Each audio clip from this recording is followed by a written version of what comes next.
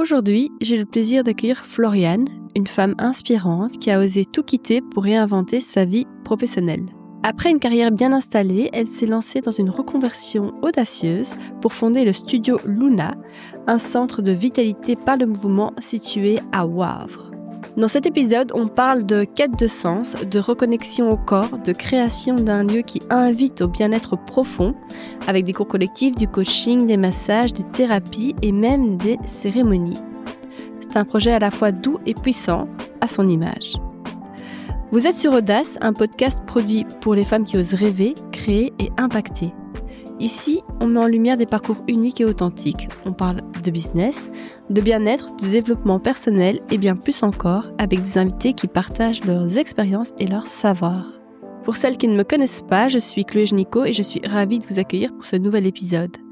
Si cette conversation vous a touché, pensez à vous abonner, à laisser 5 étoiles sur votre plateforme d'écoute et à partager l'épisode autour de vous. C'est ce bouche à oreille qui fait vivre ce podcast, alors un grand merci. Je me tais, je laisse place à l'épisode et je vous souhaite une excellente écoute. Bonjour Floriane. Bonjour Chloé. Merci de m'accueillir dans ton studio, ton magnifique studio situé à Wavre, studio de pilates, yoga, massage, si je ne me trompe pas. C'est ça, on est dans le bon. Donc pilates, yoga, massage, reformer aussi. Et reformer, oui, exactement. J'ai vu les engins de reformer en entrant. C'est magnifique, il y a une très très belle lumière. On s'y sent tout de suite bien, je trouve. Ouais, on va parler, avec plaisir. On va justement parler de sport, mais surtout de reconversion professionnelle. Toi qui viens d'un monde plutôt corporate, finance, si je me trompe pas. C'est ça. J'ai hâte que tu nous en dises plus. Avant toute chose, est-ce que je peux te demander de te présenter dans les mots que tu souhaites, s'il te plaît? Donc je m'appelle Floriane, j'ai 34 ans. J'habite à Wavre, donc pas très loin du studio, mais je suis originaire du Hainaut. Je suis originaire de la campagne plutôt, pas très loin de Ath. Je vis avec mon compagnon et avec mon chien. Ah. Quel genre d'enfant tu étais? Je savais que tu allais me poser cette question. Donc, j'ai été poser la question à mes frères et sœurs pour voir un petit peu ce qu'ils allaient dire de moi. Et donc, ils ont dit plutôt que j'étais quelqu'un de sensible, d'assez à l'écoute, que j'étais un peu introvertie parfois. Et puis alors, mes frères et sœurs, évidemment, ont dit que j'étais un peu capricieuse et curieuse.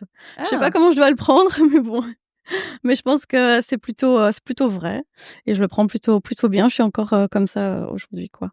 Donc, vous êtes 3 dans la famille? On est 4. Ah. Ouais, je suis la dernière petite fille. Ah, ok. J'ai une famille de 4. J'ai une grande sœur qui a 12 ans de plus que moi et 2 grands frères qui ont 10 et 8 ans de plus que moi. Je suis la petite dernière. Oh, chuchote.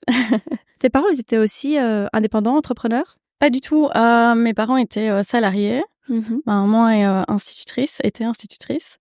Et mon père, il travaillait dans le garage, dans la carrosserie. Quelles sont les valeurs qu'ils vous ont inculquées? Des valeurs assez familiales. On était très proches de ma maman. Oui, donc des valeurs assez familiales. Quand même le travail aussi qui était assez important pour la famille. C'est ce qu'ils nous inculquaient plutôt. Donc travail, études très fortement poussées. Non, pas études fortement poussées, mais plutôt trouver un boulot dans lequel on se sent bien. Ok. Je suis en fait finalement la seule à avoir fait des études universitaires. Mes frères et sœurs ont fait d'autres études, mais plutôt vers ce qui leur plaisait. Ah ouais, d'accord. Et mes parents ne sont pas du tout universitaires et donc nous ont pas poussé là-dedans, quoi. Très bien. Donc parle-nous de ton parcours universitaire justement. Toi, tu as étudié quoi et où? Alors, j'ai d'abord étudié en secondaire, j'ai étudié l'économie. C'est ce qui m'allait. J'étais forte en maths et donc c'était plutôt facile pour moi. Et puis après mes études, dans mes études secondaires, je suis passée dans une spécialisation comptabilité. D'accord. Et donc j'ai fini mes secondaires en qualification. Et ensuite, du coup, j'étais diplômée pour être aide comptable. Moi, je voulais aller un peu plus loin quand même, donc j'ai fait des études après de comptable. J'ai fait un baccalauréat à Mons. C'est là que j'ai rencontré mon compagnon aussi. Mon chéri. Ouais. Il est aussi dans les chiffres? Non, pas du tout. Il est pas du tout dans les chiffres. Lui, c'est un artiste. Ok. Il est illustrateur. Waouh. Ouais. Magnifique. Donc voilà, donc pas du tout le même tempérament que moi, quoi. Mais néanmoins, une bonne compréhension l'un de l'autre. Mais ça match, ouais, on se complète bien. OK. On se complète, ouais. Comme moi, je suis quoi, côté un peu plus carré. Ouais. Lui, il est un peu plus cool et ça matche bien pour notre vie à tous les deux, quoi. OK, donc tu fais un bachelier, un bac un bac de en compta compta. à Mons. À Et Mons, c'est ensuite... ça. Et puis, pendant le bac, du coup, il y a des stages à faire. Je fais mes stages dans 2 sociétés différentes. Et là, je me dis qu'en fait, j'ai quand même envie d'étudier encore un petit peu, d'aller un petit peu plus loin. OK. Et donc, je décide de poursuivre avec un master en sciences de gestion. Et j'avais l'occasion à ce moment-là de le faire soit à Mons, de continuer plus ou moins au même endroit, ou d'aller à Louvain-la-Neuve. Et je me suis dit que j'avais envie de voir un petit peu plus de choses. Donc, je décide d'aller jusqu'à Louvain-la-Neuve pour faire le master. Le master, à ce moment-là, il faut faire une passerelle pour pouvoir accéder au master. Passerelle qui a été difficile et bien, bien intense. 1 an supplémentaire? Ouais, 1 an supplémentaire. Et le master, du coup, je l'ai fait en 2 ans. Enfin, master 120, quoi. Ouais. En 2 ans. Donc, ça me faisait 3 années supplémentaires. Et l'année de passerelle, elle a été difficile puisqu'il fallait se remettre à niveau avant de passer au master, quoi. Waouh. Donc, ça, c'était dur. C'était challengeant. C'était challengeant, ouais. Au bout du compte, donc 6 années d'études supérieures. Ouais. Alors que tu finis les humanités en qualification. Ouais, c'est ça. Ce qu'on peut, dans notre esprit, enfin, tu vois, parfois... Ce qui était pas du tout un chemin tracé. Classique, ouais. Et classique. Comme Et quoi, d'ailleurs, en fait, il y a très, très peu de gens qui finissent qualification, qui font un master après. Ouais. Donc, c'est pour ça que l'année de passerelle, elle a été encore un peu plus difficile, puisque j'avais pas les bases en maths, j'avais pas les bases en sciences. J'avais une qualification quand je suis sortie de secondaire. Donc, ça a été dur. J'ai dû prendre des cours particuliers en maths pour pouvoir me mettre à niveau. Waouh. Ouais. Comme quoi, quand on veut, on peut. Voilà, c'est possible en tout cas. T'es du genre bosseuse? Je suis du genre plutôt studieuse. Okay. Ouais, je suis du genre bosseuse, oui. Pour moi, les études, c'était important. Je voyais ça comme un challenge important à ce moment-là. Donc, je faisais en sorte de bien réussir. Et d'ailleurs, j'ai bien réussi en qualification. J'ai bien réussi en compta. Et j'ai terminé avec le prix de l'option à ce moment-là. Par contre, en master, c'était un peu plus compliqué, mais j'ai bien fini quand même mes déjà études. chapeau, enfin tu l'as fini, c'est déjà une belle victoire. Merci. Tu rentres dans la vie professionnelle à ce moment-là? Oui. Alors raconte-nous, est-ce que tu Je rentre dans la déchantes vie ou... professionnelle. Ouais. Donc j'ai fait ce master en sciences de gestion avec une spécialisation plutôt en contrôle de gestion. Qu'est-ce que c'est?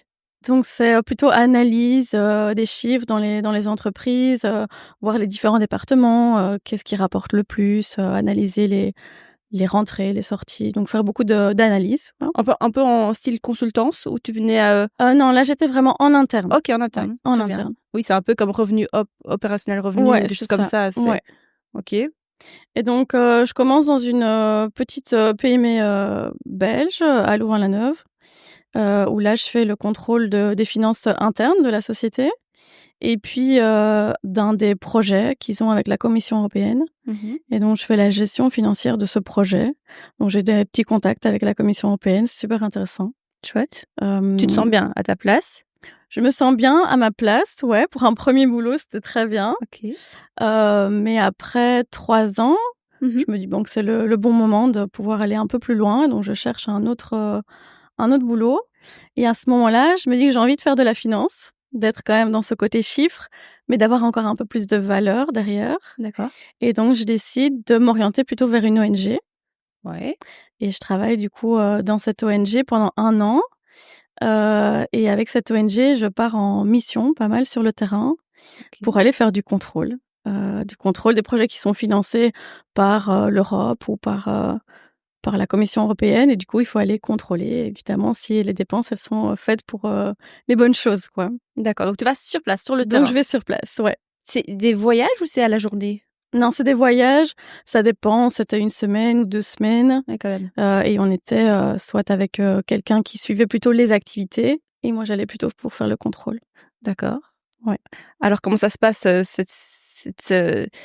cet exercice-là, cette carrière-là, dans cette boîte-là? Est-ce que tu t'y retrouves toujours? C'est à ce moment-là que tu shiftes un peu, que le sport rentre dans ta vie ou pas encore? Le sport, il est déjà rentré dans ma vie avant ça, parce que lors de mon premier boulot, je me suis très vite rendu compte qu'être tout le temps derrière un écran, ça allait être compliqué et que j'avais besoin d'autre chose à côté.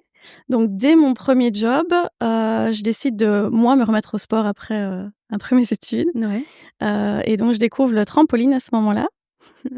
Et je décide de me mettre au trampoline. Je commence comme ça.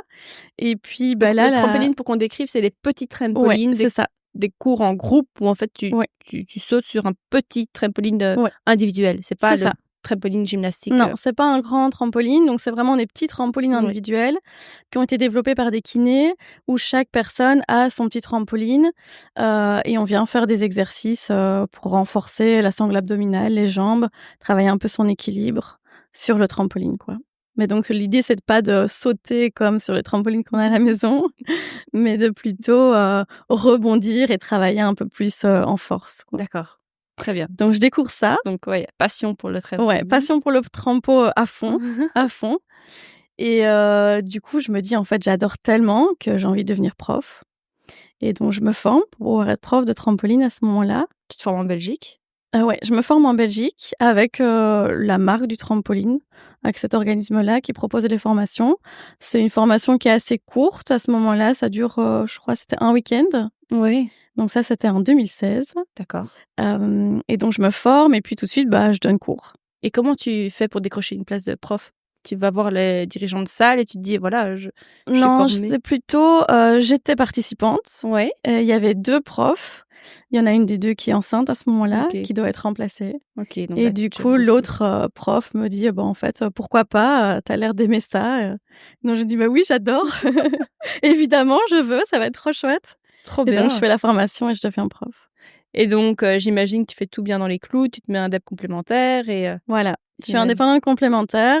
Alors au début, j'ai 1 heure par semaine, puis j'en ai 2, puis 3, en plus de mon boulot. Ouais. Ensuite, raconte-nous cette Et donc, transition. ça, je continue à donner cours, je change de boulot, donc je vais dans l'ONG. J'y reste 1 an et au bout de cette année, ça devient un peu compliqué, au niveau de ce boulot. Tout n'est pas tout à fait, cool dans ce boulot-là, quoi. Je pars en mission, c'est beaucoup de temps à l'étranger, enfin je reviens, c'est assez intense, il y a beaucoup de stress et là, je suis un peu en décrochage de ce boulot-là.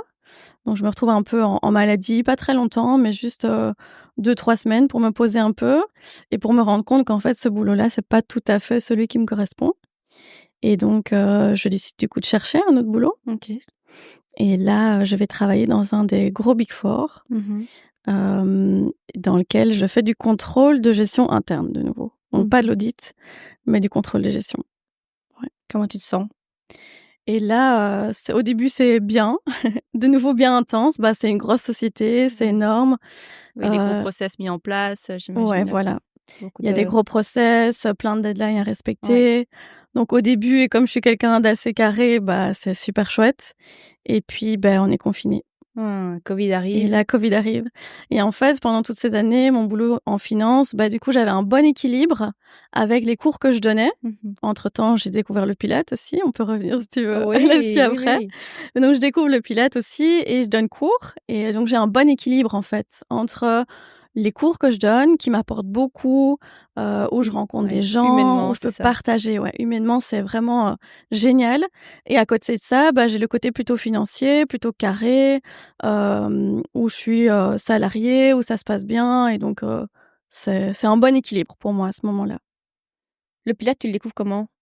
Alors, le Pilates, je le découvre comment? On peut revenir un peu en arrière. Ouais. En fait, quand je suis début de mon adolescence, on découvre que j'ai une scoliose. Donc, j'ai des problèmes de dos assez importants.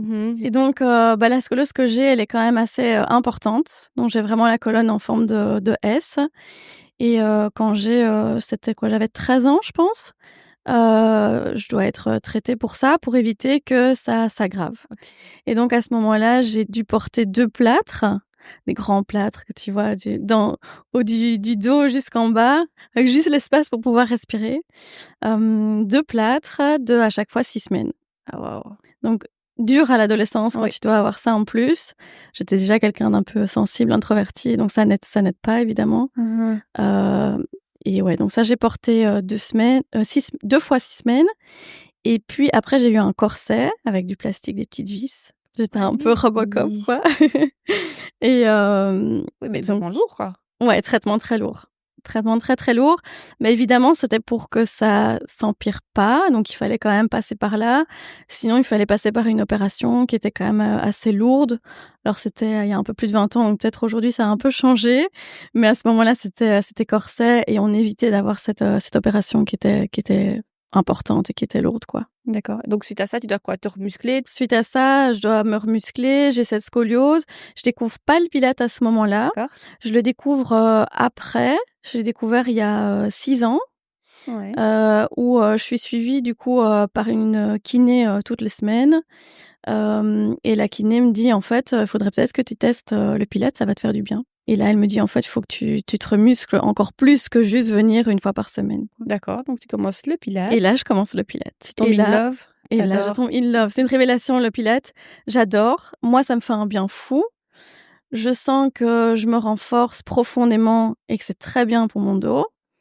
Et puis, je sens que je peux décompresser aussi. Que c'est vraiment 1 heure juste pour moi, où je respire, où j'ai pas le temps de réfléchir à autre chose que moi, mon corps et ce que je suis en train de faire. Donc, on pense pas au boulot pendant ce temps-là. Et c'est très bien et c'est ce que j'ai besoin, à ce moment-là. OK, donc on revient sur cette dernière boîte dans laquelle tu étais. Covid arrive. Qu'est-ce qui se Covid passe pour arrive. toi? Covid arrive et du coup, j'ai plus l'équilibre puisque les cours de sport sont à l'arrêt. On Ouais. peut plus les donner. Alors je l'ai fait un peu en vidéo, mais c'est pas trop mon truc de donner cours en vidéo. Je le fais parce que voilà, au moins ça permet de rester en contact, avec les participants, des cours. Mais j'ai plus l'équilibre, j'ai plus, les cours et le côté financier et donc je me retrouve avec que ce côté, financier finalement et là je me dis que il me manque quelque chose et que ça va pas. Et puis après bon voilà, dans la boîte dans laquelle j'étais, il y avait d'autres soucis aussi, d'autres, burn-out et on n'était pas à l'équilibre, Tu étais pas à ce alignée. moment-là. Ouais, j'étais plus alignée avec ce que je faisais et avec les valeurs de la société dans laquelle j'étais. Qu'est-ce que tu décides? Trouver un autre job ou suivre ce feu intérieur en toi? À ce moment-là, donc je suis de nouveau un peu en maladie pour, quelques mois. Je reprends mon boulot 1 jour semaine, 2 jours semaine, 2 jours et Genre, demi. mi-temps Ouais, médical c'est ou ça, un voilà. mi-temps médical. Et jusque-là, ça va. Jusqu'au moment de reprendre un mi-temps, ça va. Et en fait, l'idée du pilates, elle est là depuis un moment. Donc je donne déjà des cours, depuis que j'ai découvert le pilates. Je me suis formée évidemment pour ça. Et donc je donne cours depuis, 2019 et l'idée d'en faire plus, elle reste dans ma tête et du coup, je me dis: «Je vais essayer de me lancer, mi-temps, mi-temps». D'accord. Et donc je demande à mon boss de l'époque, s'il est OK pour que je travaille à mi-temps et là, très gentiment, il refuse que je sois à mi-temps et il me dit simplement qu'en fait, c'est pas dans les corps de cette société, qu'il faut vivre un peu pour la boîte, un peu plus qu'être à mi-temps, quoi et en tout cas pas avoir un autre projet professionnel à côté et donc je l'ai pas très bien vécu à ce moment-là. Ouais. C'était pas très cool, quoi. Oui, oui. Puisque, tu viens avec force de proposition, tu trouves Ouais, une win-win situation où tu peux, toi, t'épanouir à titre personnel et c'est ça. continuer à exercer pour eux. Ouais. Bon. Moi, je pensais que ça allait me donner un bon équilibre, en fait, Mmh. même si j'avais ce projet à côté. Bon, j'ai peut-être été optimiste, à ce moment-là et donc ils refusent, mon mi-temps et puis, du coup, je suis licenciée Ah oui, OK. et à ce moment-là, je me dis que c'est pas top mais j'ai quand même ce projet d'aller plus loin dans les cours, d'en donner plus, de développer encore plus ça, potentiellement d'avoir, une salle, et d'ouvrir un studio. Ça, c'était une toute petite idée dans ma tête mais elle va éclore un peu après. Hem Et donc avec mon compagnon, on se dit: OK, on se laisse 1 an, test et on voit dans 1 an, quoi». Test de donner plus de cours, test de suivre Ouais, ton de suivre ton ton projet quoi, projet, ton ouais, envie. ouais. OK, donc là, il te soutient dans la Il me décision. soutient, ouais. OK. Il me soutient beaucoup. Même il est plus encore derrière moi que moi Tu crois en toi, il croit en toi, en tout cas. Donc tu commences quoi? À accumuler les heures d'instruction? C'est ça. Enfin, de donner des cours, de coaching? Ouais. Je donne de plus en plus d'heures. J'avais encore le trampoline à ce moment-là. Ah oui, c'est ça. Ouais. Et puis après, casquettes, quoi. Oui. Et où tu donnes cours? Du coup, dans le BEW ou un peu partout. Alors, avant ça, on habitait Bruxelles, donc j'ai continué à donner des cours à Watermal-Beaufort. OK. Et puis, comme on a déménagé vers Wavre, j'ai commencé à donner cours pas très loin de chez moi, à Wavre, puis près de Chaumont-Gissou, puis à Mont-Saint-Guibert. Et donc, je commence à développer un peu plus ton réseau? Mon réseau dans le Brabant wallon. Il y a quand même pas mal de routes entre les différentes salles. Ouais. Pourquoi tu ouvres ta salle? Comment tu ouvres ta salle? Alors donc je commence donc à donner de plus en plus de cours, je développe mon réseau et puis en fait je me dis que j'ai besoin quand même d'être un peu soutenue et donc moi je passe par une couveuse d'entrepreneurs. Donc c'est un organisme qui va t'aider, qui va te couver pour pouvoir voir si ton projet il est viable, il peut être rentable et de t'aider un peu dans tout ce qui est démarches administratives aussi, de voir comment faire au niveau de la compta, des finances, comment gérer le marketing pour pouvoir atteindre ton objectif professionnel. Tu as le nom de la couveuse? Oui, moi j'ai suivi avec Créajob à Louvain-la-Neuve, où tu as un porteur de projet qui t'aide et qui te guide, avec qui tu as des rendez-vous tous les mois, qui te donne des conseils en fonction de là où tu as envie d'aller. C'est payant? Alors c'est en fait, ils te prennent une partie de tes revenus. D'accord. Ouais. Mais pendant ce temps-là, ce qui est bien, c'est que du coup, tu peux être au chômage, garder de la stabilité financière et tester ton projet. Mais très bien. Je mettrai ça en description de l'épisode. Ça peut aider beaucoup. Super chouette pour les. Et puis tu te sens épaulée, quoi. Ouais. Ok, très bien. Ce qui est difficile au début, puisque passer du salariat à l'indépendance, c'était le grand saut. C'était le grand saut, clairement.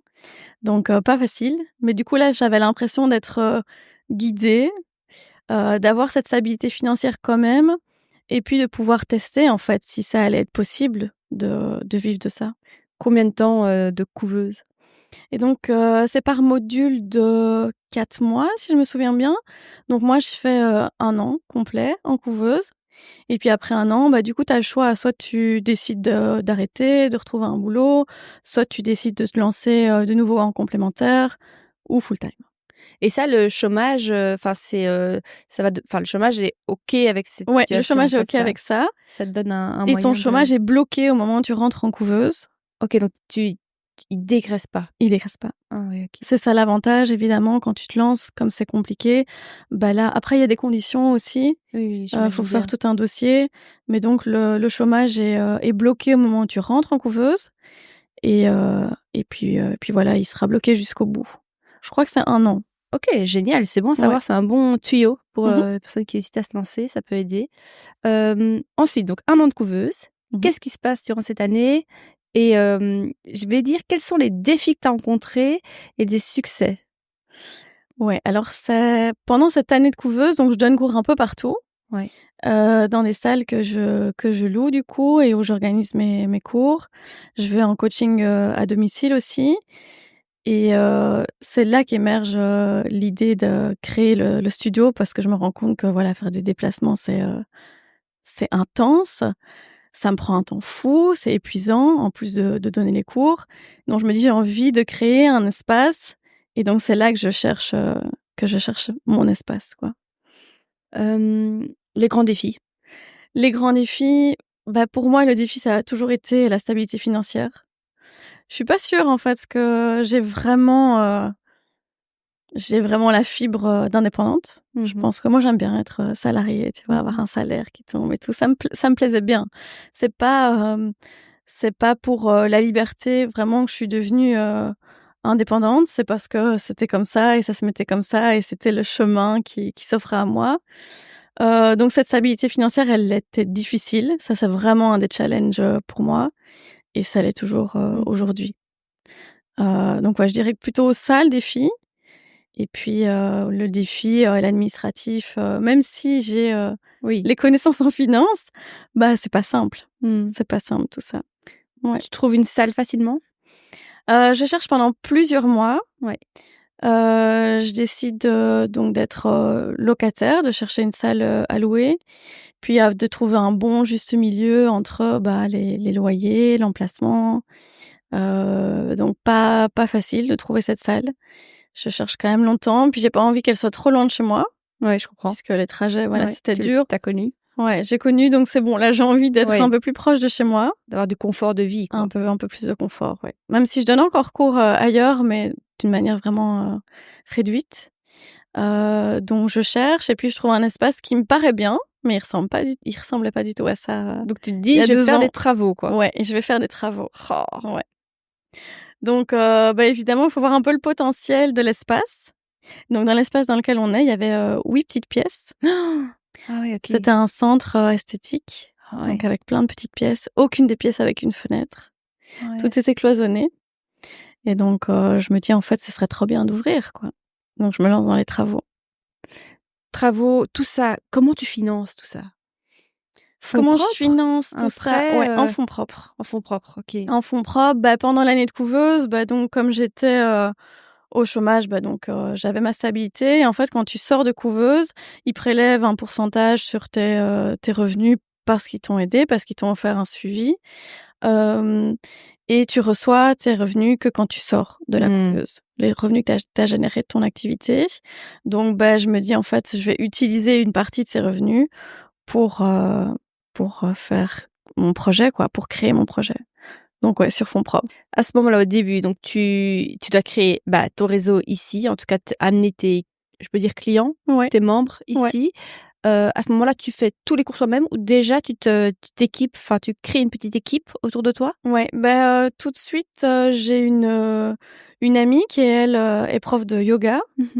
Et donc je lui propose, et elle est OK, elle a envie de pouvoir donner cours ici. Donc c'est avec elle que ça débute. Et puis il y a une autre personne avec qui j'avais suivi des cours de cerceau aérien quelques années avant, et qui est déjà prof de pole dance. Et je lui dis, en fait, pourquoi tu n'as pas envie de venir rejoindre l'équipe et de donner des cours au studio avec moi? Et donc, je lance ça avec quelques personnes, quoi. Tu n'as jamais pensé à t'associer? Non, j'ai jamais pensé à m'associer. À la base, je savais pas trop à quel point j'allais développer une grande équipe ou pas. Ok. Donc, dès le début, je donne 90-95% des cours. Et je ramène un peu toutes mes activités ici. C'est quoi ton business model? Donc, tu loues l'espace. Ouais.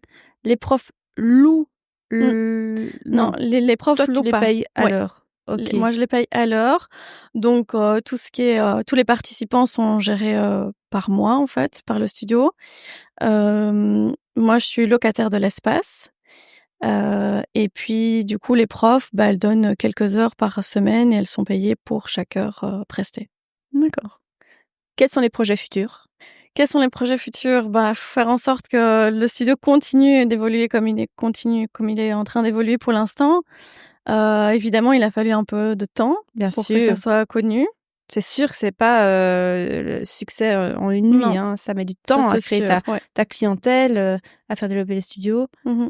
Pas facile. Vous êtes toujours dans cette phase-là de notoriété? Je pense qu'on est quand même bien implanté. Je pense que le studio maintenant est quand même connu à Wavre et dans les quelques communes aux alentours. Mais ça fait 1 an et demi qu'il est ouvert, un peu plus qu'1 an et demi. Mais c'est vrai que les 6 premiers mois, évidemment, il faut se faire connaître. Et puis là, depuis septembre, ça se lance pas mal. Oui, le Pilates aussi est très en vogue. Je crois que les réformeurs il y en a peu, en Belgique, d'espaces qui proposent des réformeurs, il y en a peu. Dans ma région, par exemple, il y en a pas. Donc, il y en a pas beaucoup. C'est vrai que, d'ailleurs, justement, au niveau de la concurrence, est-ce que tu vois des choses qui arrivent beaucoup? Ça sort, pour le moment? Ça évolue. Alors, en effet, le réformeur est un peu plus à la mode en ce moment. Donc, beaucoup de gens demandent ça. Donc, moi, les réformeurs, j'ai commencé pas au tout début du studio. Je les ai eus après. Et j'ai commencé d'abord en coaching individuel et en duo. Et là, les cours collectifs. Alors, c'est des cours collectifs, mais en petits groupes. Petits groupes. Et c'est vraiment l'idée du studio pour tous les cours, que ça soit sur réformeur, sur tapis, c'est toujours des petits groupes. Et donc en réformeur, il y a 5 machines. Et donc ça, j'ai commencé en septembre. Mais oui, j'ai vu l'évolution déjà de la demande. Oui, évidemment. Tout le j'imagine. monde a envie de faire du Reformer en ce moment. Et l'évolution des nouveaux studios qui s'ouvrent dans les alentours. Oui. J'ai toujours une question que je me suis demandée à titre personnel, c'est quand tu gères un studio comme ça ou un club de sport en général, tu sais que la demande pour les reformers est tellement présente. Est-ce que tu as envie d'augmenter les heures de cours, genre d'en refaire du matin au soir, ou tu essayes de garder justement l'exclusivité, je sais pas, quelques heures par jour, très ciblées? Ouais. Bah ça c'est difficile à gérer. Moi j'ai commencé avec quelques heures, en proposant, des matinées en semaine, des soirées et puis les week-ends. Et puis évidemment, la demande est de plus en plus importante, on a ouvert de nouveaux créneaux horaires. Mais évidemment, l'objectif, c'est pas de donner cours du Oui, matin au soir. oui, Puis après, il faut trouver des profs. ouais. Sinon, c'est moi qui travaille, Ouais. 7 jours sur 7. Donc oui, là, on ouvre de nouveaux créneaux, encore. Je vais y venir sur ton équilibre de vie perso. Mmh. Avant ça, une dernière question. Est-ce qu'il y a un conseil que tu donnerais à quelqu'un qui voudrait peut-être ouvrir son studio? Qu'est-ce qu'on pourrait dire? Ce que moi, je regrette, en tout cas, c'est peut-être d'y avoir été vraiment step by step. Ça, c'est peut-être mon regret, même si, hein, il faut y aller step by step quand même parce que c'est C'est ta difficile. nature aussi. Ouais, et c'est Tu ma veux dire nature. pas all-in, genre pas bon, on y va, Ouais, on met tout sur la table, quoi. ouais. J'aurais pu y aller encore plus fort. Financièrement parlant? Ouais, j'aurais pu, avec autre chose que des fonds propres, mais j'aurais Mmh. pu y aller plus rapidement. Peut-être que les reformers, j'aurais pu les avoir tout de suite. Moi, je les ai achetés étape par étape avec fonds propres, donc j'ai attendu d'avoir les fonds pour pouvoir les acheter. Mais ouais, j'aurais pu y aller plus rapidement et en même temps, en fait, j'ai eu le temps d'avoir assez de participants pour pouvoir proposer d'autres choses et pour pouvoir acheter les reformers. Donc voilà, c'est un peu un regret, mais finalement, ça s'est passé comme ça et c'était peut-être bien comme ça. Donc je dirais un conseil, c'est d'y aller, d'oser, quoi. Mmh. Mmh. Alors ton équilibre à toi, ton équilibre wellness bien-être. On parle de pilates, on parle de bien-être mental, on parle de bien-être physique. Toi, où te situes-tu? Alors, moi, je donne, plein de cours et je Mmh. conseille de faire, du pilates, de faire des cours comme ça, du pilates, du yoga, du reformer. Après mon équilibre à moi, Mmh. il est pas aussi simple. Il est pas aussi simple, c'est un peu, tu sais, Non. le cordonnier mal chaussé, quoi. C'est que, oui, moi je pratique, mais je pratique évidemment beaucoup, et pas toujours, à fond concentrée sur moi puisque quand je donne cours, c'est pas de la pratique pour moi, c'est plutôt donner, vérifier que tout le monde soit bien Oui, positionné, et donc j'ai pas beaucoup le temps de de t'entraîner, ouais. pratiquer assez. Moi je m'entraîne, ça oui et c'est important, mais peut-être pas encore autant que ce que j'aimerais parce que j'ai pas toujours le temps. Donc ça, pas facile d'avoir un bon équilibre, là-dessus. Avec ton partenaire, tu travailles matinée, soirée, week-end? Oui. Vous trouvez du temps pour vous? Sur le temps de midi. Ah En OK. en fait, Il a lui, il est une horaire indépendant aussi. flexible? OK. Ouais. 2 Il est indépendants. indépendant et du coup, il travaille à la maison. Mmh. Donc en fait, moi, je donne cours le matin, je rentre sur mon temps de midi et on lunch ensemble. Bien. Donc ça c'est bien, ça nous permet d'avoir un moment. Bon après voilà, il faut tout de suite repartir, au boulot, donc c'est pas toujours les moments les plus concentrés sur nous, mais c'est les moments où on se voit et puis après ça, souvent on enchaîne, avec une balade, si on a l'occasion, Mmh. puisqu'on a un chien, du coup on promène le chien. Donc en fait, moi j'ai mes soirées l'après-midi, si tu veux, et Ouais. donc c'est là que je fais, les moments un peu plus, en couple. Mmh. Comment tu gères le stress? Comment je gère le stress? Alors pas facile.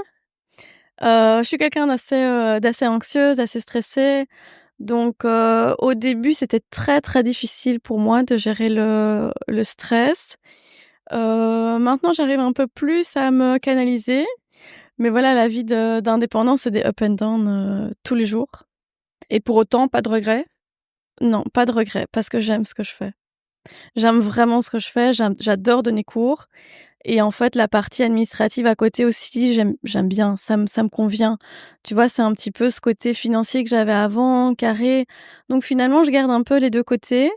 Donc 0 regret, ça c'est sûr. Je sais pas ce que l'avenir nous offre, hein. Je dis pas que je reviendrai jamais, salariée, mais en tout cas, ce que je fais aujourd'hui, j'adore et j'ai encore envie de le faire pendant de longues années. Comment tu définis le succès personnel et est-ce que tu penses l'avoir atteint aujourd'hui? Est-ce que je pense l'avoir atteint? Je suis pas sûre. Est-ce que tu es fière de toi? Ouais, je suis fière de ce que j'ai réussi à accomplir, mais j'ai encore envie d'autres choses. J'ai encore envie d'aller plus loin. J'ai encore d'autres objectifs. Donc oui, je commence à voir, heu, ce que j'ai fait étaient mes objectifs, donc je commence à être fière de ce que j'ai fait. Ouais. Mais c'est long. J'ai pas toujours une grande, confiance en moi, donc parfois, voilà, c'est des up and down et il y a peut-être des jours où, tout va bien, j'ai une super confiance, j'ai l'impression que tout va être, super bien et génial et le lendemain, c'est, gros down et là, je me sens, moins fière de moi. J'ai l'impression que, bah, ça va pas, qu'il y a pas assez de participants, tu vois? C'est vraiment des gros up and down. Tu ressens parfois le syndrome de l'imposteur? Alors je l'ai eu, je pense que je l'ai plus, mais je l'ai eu longtemps, ouais. Je l'ai eu longtemps parce qu'en fait, bah, à la base, moi, je suis pas prof de sport. Je suis dans la finance. Mes études de base, c'était ça. Donc au début, ouais, j'ai eu le syndrome de l'imposteur et je me suis dit qu'en fait, j'avais peut-être pas tout à fait ma place à proposer ça et en même temps, bah, j'ai pratiqué beaucoup, j'ai, pu ressentir ce que ça permettait, le Pilates en l'occurrence, comme objectif, que on pouvait vraiment se sentir mieux et puis voilà, avec la scoliose, bah, du coup, je sais que ça peut faire un bien fou. Donc le syndrome de l'imposteur, il s'est atténué au fur et à mesure des années. Le développement personnel, c'est quelque chose qui prend de la place dans ta vie? C'est quelque chose qui prend pas beaucoup de place. Je dirais plutôt qu'en tant qu'indépendante, qu'entrepreneur, c'est ça, en fait, qui me fait faire mon propre développement personnel. Je pense que j'apprends à me connaître avec Ce que tu vis? tout ce que je vis, ouais. Tu te fais aider, épauler, ça peut être un coach, un mentor ou, on a parlé de la couveuse, mais je sais pas s'ils te suivent encore maintenant ou si tu peux retourner vers eux? On pouvait retourner vers eux, mais non, j'ai pas été suivie encore, par eux, après. Tu as une personne ressource? J'ai une personne ressource, alors je crois que mon Ouais, compagnon, c'est il ça, est c'est souvent le cas. Souvent, c'est le ouais, conjoint, le mari, parfois le papa ouais. Le pauvre ou la parfois parce que je maman. crois qu'il entend parler du studio, beaucoup, beaucoup, Ouais. beaucoup et qui subit évidemment un peu les up and down. Donc ouais, il m'épaule, beaucoup. Je pense qu'il croyait, en moi au début du projet et donc il me soutient beaucoup. Il Tu pen m'écoute beaucoup. Peut-être qu'à un Ouais. moment donné, il en a un peu marre, mais il m'écoute beaucoup et que Tu penses que sans lui, tu te serais lancée? je sais pas si je me serais lancée à 100. Je crois que je me serais lancée à mi-temps, ça je pense que oui. Mais je me serais peut-être pas lancée à 100 parce que j'avais très peur de cette insécurité financière. J'avais très peur de l'échec, que ça fonctionne pas et que je dois retourner un peu en arrière, quoi. Mmh. Ça me faisait très peur. Donc je pense qu'il a été là pour, bien me soutenir. Je sais pas si je me serais lancée. Peut-être pas, non. Quelle est ta relation avec ton image, la nourriture et l'argent? Tu sais que c'est une question signature du Ouais, podcast. On je me la sais. demande souvent avec, team café ou team matcha. Ouais, On y viendra après. ouais. Donc je sais pas si tu veux en parler de ta Ah relation à bah, le côté l'image? financier, donc ça, on en a un peu parlé, donc pas Ouais. facile pour moi, le côté, financier. Ma relation à l'argent, elle est un peu compliquée alors qu'en soi, j'ai pas énormément de problèmes financiers, mais j'aime pas être dans l'insécurité. J'aime pas, savoir qu'il peut y avoir trop de up and down, quoi. J'aime pas ça. Plutôt ça, plutôt le risque qui te fait peur plus que genre l'argent ça me drive, tu vois? Je veux gagner de l'argent. Non, plutôt le risque, Plutôt moi. le risque, hein. Ouais, Mmh. plutôt le risque. La nourriture. La nourriture. La nourriture. Alors moi, je suis pas une, passionnée de nourriture, Mmh. donc je prends pas un énorme plaisir à manger. J'aime bien manger, mais voilà, je peux manger, n'importe quel plat et ça me convient et d'ailleurs, je cuisine, pas ou presque pas d'ailleurs. D'ailleurs, merci à mon compagnon en plus parce que c'est lui qui cuisine à la maison, et c'est très, très bien, c'est très cool. Je travaille le soir en plus donc bah, du coup, c'est lui qui cuisine et comme ça quand je rentre, Le petit j'ai les plat là. petits plats, ouais. Donc voilà, la relation à la nourriture, bah, oui, c'est important et c'est encore plus important puisque j'ai quand même un métier qui est assez, physique. Donc j'ai besoin quand même de manger pas mal, en tout cas, pour compenser ces efforts-là. Mais voilà, c'est pas un objectif. Enfin, j'ai pas des des objectifs spécifiques par rapport à la nourriture, quoi. Et ton image? Et mon image. Mon image, ouais, question intéressante. Alors mon image, bah, pas toujours facile non plus. Hem, je pense que j'en reviens un petit peu, mais le fait que j'ai eu une scoliose, que j'ai eu des plaies, des corsets, et cetera, bah, pas facile en fait, de se montrer avec ça. Et donc c'est toujours un peu resté. Alors la scoliose, elle se voit pas dans un premier abord, mais si on regarde un peu plus loin, elle se voit un peu. Donc mon image physique, pas toujours facile. Bien que j'ai travaillé un peu là-dessus et qu'aujourd'hui c'est pas quelque chose où je suis spécialement mal à l'aise, mais pas toujours facile, ouais. La place des réseaux sociaux pour toi? Quand La tu as un business? Ouais. Bah, la place des réseaux sociaux, elle est importante parce que évidemment faire connaître le studio, ça passe par là. Faire connaître les objectifs des cours, à qui ça s'adresse, bah, ça c'est sûr, ça passe par là. Donc oui, je suis devenue réseaux sociaux. Enfin, j'aime bien, hein, je passe pas mal de temps sur les réseaux Oui, sociaux. tu consommes, mais Ouais. tu savais à quel point le marketing digital était important quand tu as commencé le studio? Tu t'es dit: «Ça, j'y mets vraiment un point d'honneur, j'y passe du temps et des heures». Bah, au début, j'y passais moins de temps et puis je me suis bien rendu compte qu'il fallait y passer beaucoup de temps.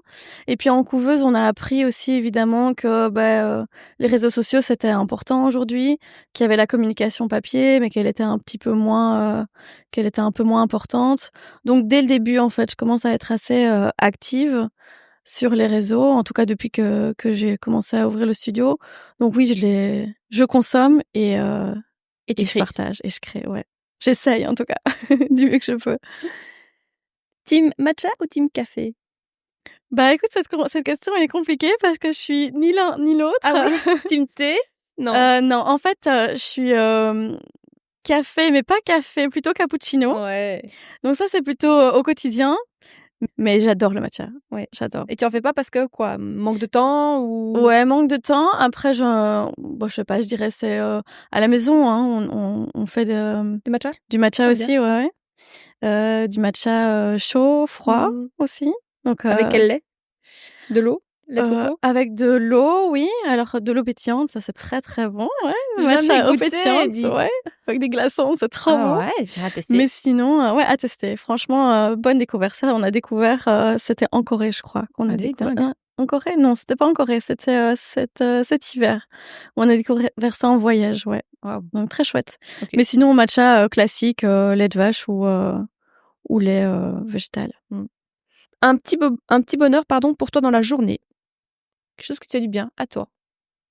Qui me fait du bien à moi, Un truc pour toi, quoi. ouais, je dirais, la balade que je peux faire les après-midi, c'est vraiment des moments pour moi où c'est pas facile de déconnecter, mais j'ai besoin en fait de ces moments-là. Je peux pas les faire tous les jours, mais ça, c'est vraiment des petits moments où soit c'est juste moi à l'extérieur avec le chien évidemment, ou en couple quoi. Ça, c'est des moments où on a l'occasion de papoter. C'est des moments qui me font du bien.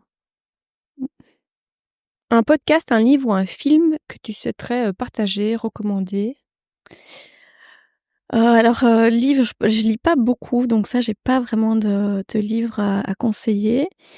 Les films, alors il y a quelques films que j'aime beaucoup, des vieux films. Tu vois La Ligne verte, par Ouais. exemple, j'ai adoré. Culte. Ouais, c'est un film que j'ai déjà regardé, plusieurs fois, donc La ligne verte, alors. ouais, La Ligne verte. Et en fait, c'est même, un des moments que j'utilise dans mes cours de pilates. Ouais. Les participants doivent parfois me prendre un peu pour, pour une tarée. Mais tu vois ce moment où ils crachent les petites mouches là? Ouais. Bah, en fait, je parle de ça pendant les cours pour pouvoir respirer.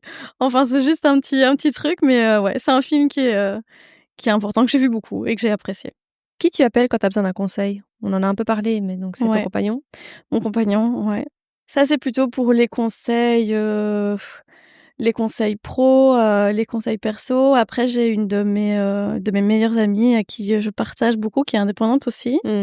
Et donc, oui, c'est des petits moments avec elle. Alors, on s'appelle pas forcément, mais quand on a l'occasion de se voir, on partage aussi beaucoup. Donc, elle est importante quand j'ai des petits moments aussi que j'ai envie de partager, que j'ai besoin de partager. Un mantra ou une citation qui te touche particulièrement?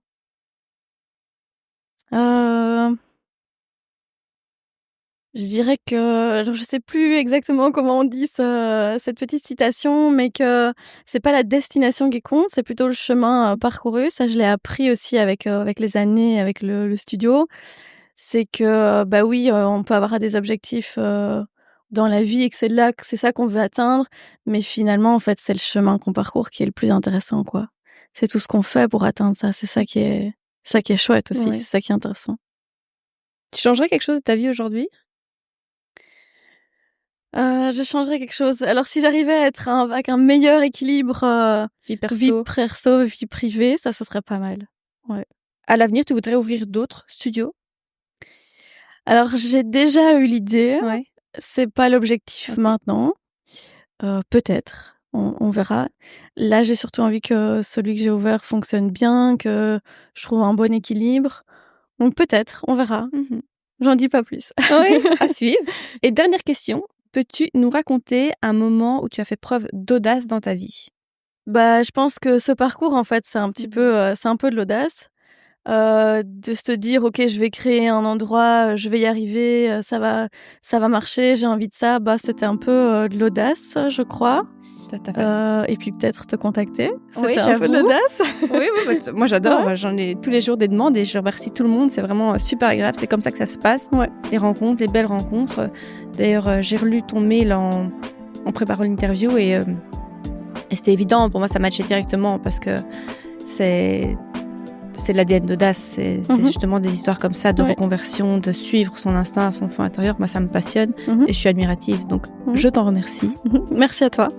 Merci beaucoup Floriane, c'était vraiment passionnant. Merci.